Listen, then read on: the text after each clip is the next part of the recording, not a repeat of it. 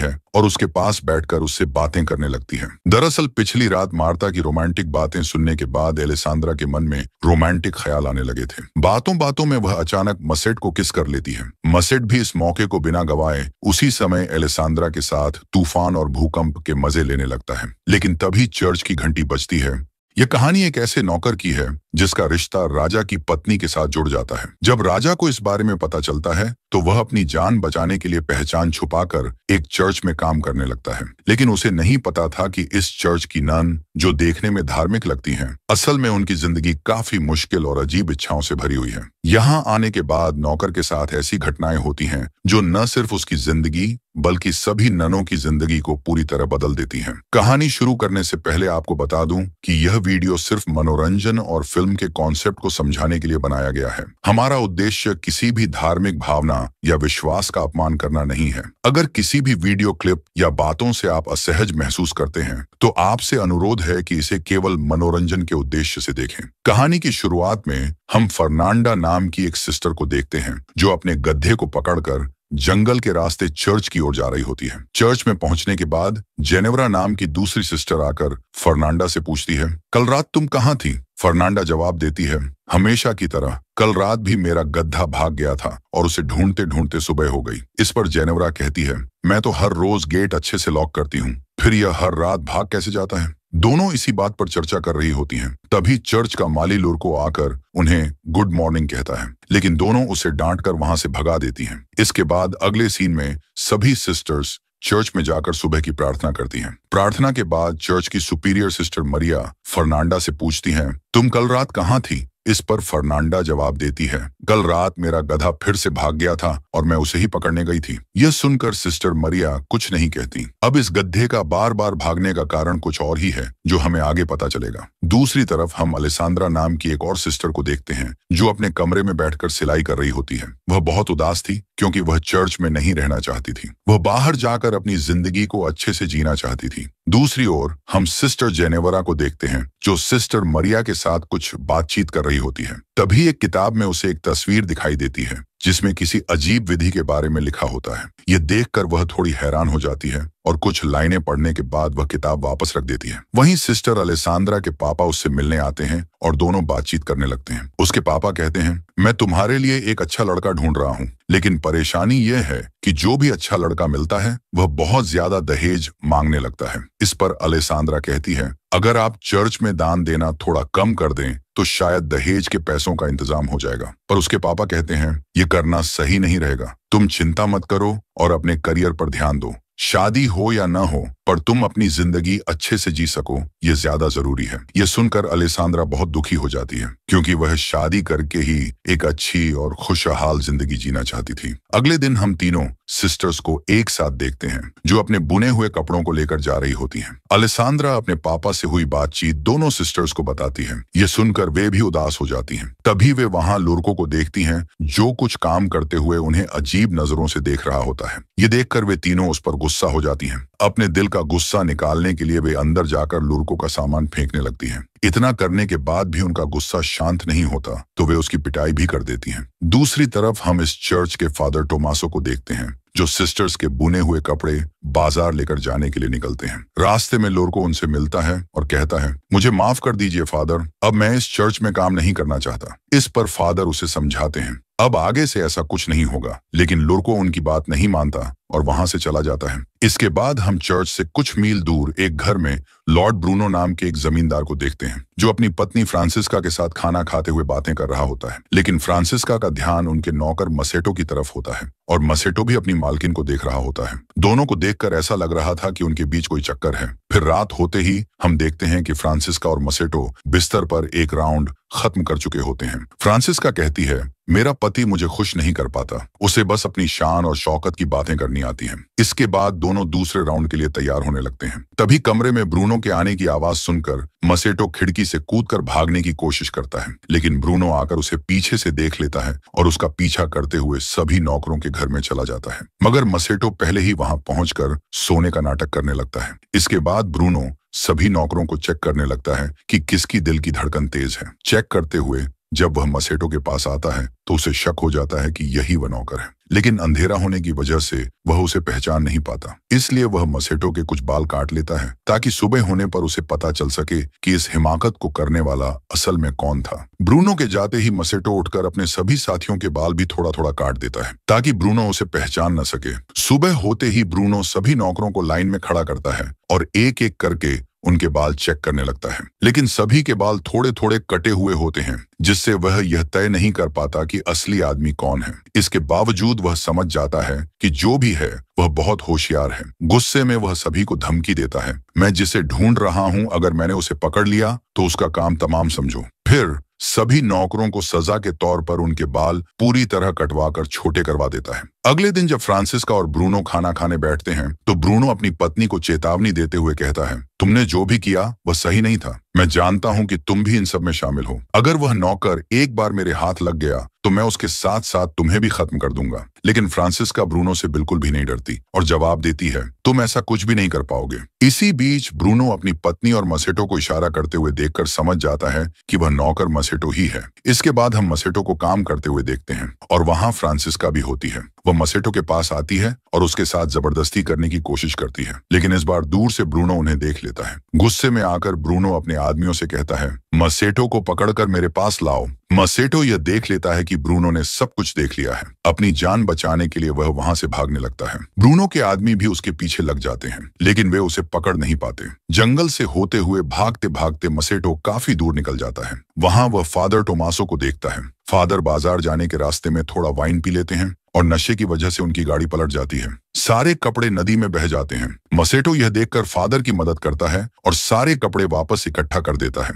इससे फादर बहुत खुश हो जाते हैं। जब उन्हें पता चलता है कि मसेटो का कोई घर नहीं है तो वह उसे अपने साथ चर्च में ले आते हैं। फादर मसेटो को कुछ खाने को देते हैं और कहते हैं, तुम्हें चर्च में गूंगे बहरे बनकर रहना होगा, नहीं तो चर्च की सिस्टर्स तुम्हें बहुत परेशान करेंगी। अगले दिन सुबह फादर मसेटो को सिस्टर मरिया से मिलवाते हैं और कहते हैं, मैं एक आदमी लेकर आया हूँ जो हर काम में माहिर है। यह गूंगा बहरा है, इसलिए इसे यहाँ लेकर आया हूँ ताकि यह लुर्को की जगह काम कर सके। ये सुनकर सिस्टर मरिया भी मसेटो को काम पर रख लेती है। उसी दिन से मसेटो काम पर लग जाता है, लेकिन सिस्टर एलेसांद्रा और फर्नांडा को यह नहीं पता होता कि मसेटो को काम पर रखा गया है। फर्नांडा उसे घुसपैठिया समझकर भागते हुए उसके पास आती है और कुल्हाड़ी दिखाकर डराने लगती है। वह उससे पूछती है, तुम कौन हो? तभी सिस्टर एलेसांद्रा सिस्टर मरिया को लेकर आती है। मरिया बताती है, यह हमारा नया माली है जिसका नाम मसेटो है और यह गूंगा बहरा है। मरिया की बात सुनकर फर्नांडा मसेटो को छोड़ देती है। इसके बाद हम सिस्टर मरिया और एलेसांद्रा को देखते हैं, जहां मरिया बताती हैं,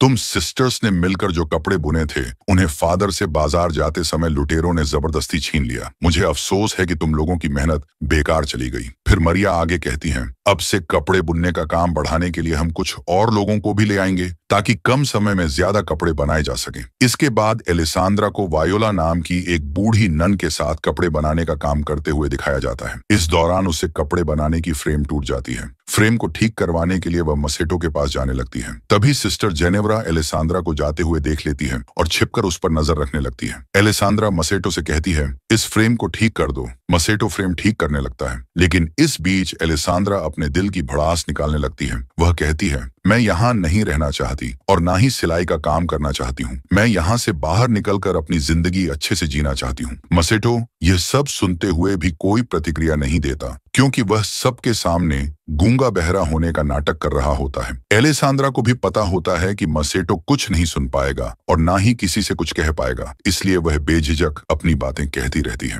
रात के समय मसेटो के कमरे में फादर आते हैं और उसे पूछते हैं, आज का दिन कैसा गया? यहाँ की सिस्टर्स थोड़ी झगड़ालू हैं, जिससे काम करना थोड़ा मुश्किल हो सकता है। मसेटो जवाब देता है, हाँ, कुछ सिस्टर्स सच में काफी झगड़ालू हैं, लेकिन मैं अपना काम संभाल लूंगा। फादर कहते हैं, चिंता मत करो, वो तुम्हें नुकसान नहीं पहुंचाएंगी, लेकिन कुछ भी हो मुझे बताते रहना और उनके सामने गूंगा बहरा बने रहना ताकि वो तुमसे ज्यादा उलझे नहीं। वहीं दूसरी ओर फर्नांडा अपने कमरे में कुछ पढ़ रही होती है। तभी उसकी खिड़की पर कोई पत्थर फेंकता है। वह खिड़की खोलकर देखती है तो पता चलता है कि उसकी बचपन की दोस्त मार्ता उससे मिलने आई है। इसके बाद दोनों एलेसांद्रा के कमरे में जाती हैं। तीनों मिलकर वाइन पीने लगती हैं। कुछ देर बाद सिस्टर जेनेवरा भी वहां आ जाती है और फिर सभी मिलकर मजे करने लगती हैं। फिर ड्रिंक करते हुए वे रोमांटिक बातें करने लगती हैं। मार्ता उन्हें लड़कों के बारे में कई बातें बताने लगती है और कहती है कि एक खास जड़ी बूटी है जिसे सही तरीके से इस्तेमाल करके लड़कों को आकर्षित किया जा सकता है। यह सब सुनकर बाकी तीनों भी खूब मजे लेती हैं। अगले दिन जब मसेटो काम कर रहा होता है तो एलिसांद्रा वहां आती है। वह मसेटो से कहती है, मैंने तुम्हारे लिए यह रुमाल बनाया है। फिर वह रुमाल से मसेटो के पसीने पोंछने लगती है और उसके पास बैठकर उससे बातें करने लगती है। दरअसल पिछली रात मार्ता की रोमांटिक बातें सुनने के बाद एलिसांद्रा के मन में रोमांटिक ख्याल आने लगे थे। बातों बातों में वह अचानक मसेट को किस कर लेती है। मसेट भी इस मौके को बिना गवाए उसी समय एलिसांद्रा के साथ तूफान और भूकंप के मजे लेने लगता है। लेकिन तभी चर्च की घंटी बजती है जिससे मसेट घबरा जाता है। एलिसांद्रा भी जल्दी से खुद को संभालती है और चर्च में प्रार्थना करने चली जाती है। लेकिन प्रार्थना के दौरान फर्नांडा एलिसांद्रा के स्कार्फ और नाखूनों में मिट्टी लगी हुई देखती है। अगले सीन में जेनेवरा और फर्नांडा कपड़े धो रही होती हैं। तभी वहां एलिसांद्रा आती है जो बहुत खुश नजर आ रही थी। वह उनसे कहती है, कल रात बहुत मजा आया। फर्नांडा पूछती है, तुम यहाँ क्या कर रही हो और तुम्हारे कपड़े इतने गंदे कैसे हो गए? इस पर एलिसांद्रा जवाब देती है, मैं उस नए माली के कामों में हाथ बटा रही थी जिससे कपड़े गंदे हो गए। यह सुनकर जेनेवरा और फर्नांडा को यकीन नहीं होता क्योंकि एलिसांद्रा कभी कोई काम नहीं करती थी। लेकिन फर्नांडा जो काफी चालाक थी समझ चुकी थी कि एलिसांद्रा कुछ छिपा रही है। इसके बाद हम फर्नांडा और मार्ता को जंगल में देखते हैं। वे उस जड़ी बूटी को खोजती हैं जिसका जिक्र मार्ता ने पहले किया था। कुछ देर की खोजबीन के बाद वे उस जड़ी बूटी को ढूंढ लेती हैं। फिर वे उसे उबालकर एक खास लिक्विड तैयार करती हैं, जिसके बाद मार्ता फर्नांडा की आंखों में उस लिक्विड की 2 बूंद डालती है और फिर उसकी उंगली में हल्का सा कट लगाकर थोड़ा खून लेकर उसके गालों पर लगाती है। लेकिन यह सब जेनेवरा छिपकर देख रही होती है। इसके बाद फर्नांडा और मार्ता मसेटो के कमरे में जाती हैं। फर्नांडा उसे चाकू दिखाकर डराती है। फिर दोनों मिलकर मसेटो को अपनी तरफ आकर्षित करने की कोशिश करने लगती हैं। मसेटो को यह सब काफी अजीब लगता है कि वे उसके साथ ऐसा क्यों कर रही हैं, लेकिन धीरे धीरे वह भी अपना कंट्रोल खो देता है। इसके बाद तीनों मिलकर इस तूफान और भूकंप का भरपूर मजा लेते हैं। फिर जब सब खत्म हो जाता है तो मार्ता और फर्नांडा वहां से बाहर आ जाती हैं। तभी बाहर उन्हें जेनेवरा मिलती है जो उनसे पूछती है, तुम दोनों यहाँ क्या कर रही हो? इस पर वे उसकी बातों का खास जवाब नहीं देती और बहाना बनाकर वहां से चली जाती हैं। लेकिन जेनेवरा को समझ आ जाता है कि वे उससे कुछ छिपा रही हैं। अगली सुबह हेड फादर बिशप चर्च का दौरा करने आते हैं तो फादर टोमासो और सिस्टर मरिया उनका स्वागत करते हैं। दूसरी तरफ मसेटो एलिसांद्रा के कमरे में जाता है और दोनों एक बार फिर से तूफान और भूकंप के मजे लेने लगते हैं। लेकिन इसी बीच सिस्टर वायोला अचानक कमरे में आ जाती है। पहले तो मसेटो और एलिसांद्रा उसे नोटिस नहीं कर पाते, लेकिन अचानक मसेटो उसे देखकर बोल पड़ता है। यह सुनकर एलिसांद्रा चौंक जाती है। वायोला के आ जाने से दोनों घबरा जाते हैं। एलिसांद्रा तुरंत खुद को संभालती है और वायोला की मदद करने का नाटक करने लगती है, जबकि मसेटो जल्दी से बिस्तर के नीचे छिप जाता है। उनकी किस्मत अच्छी थी क्योंकि सिस्टर वायोला सुन नहीं सकती थी, इसलिए वह उनकी हरकतें नहीं समझ पाई। बाद में मसेटो बिना कोई आवाज किए खिड़की से बाहर निकल जाता है। अगले दिन जेनेवरा मसेटो को आराम करते हुए देखती है और उसे आकर्षित करने के लिए जड़ी बूटी बनाती है, लेकिन वह इसे अपनी आंखों में डालने के बजाय पी लेती है। फिर वह अपने हाथ से खून निकालकर अपने गालों पर लगा लेती है। इस दौरान एलिसांद्रा मसेटो के कमरे में आती है और उससे पूछती है कि उसने क्यों झूठ बोला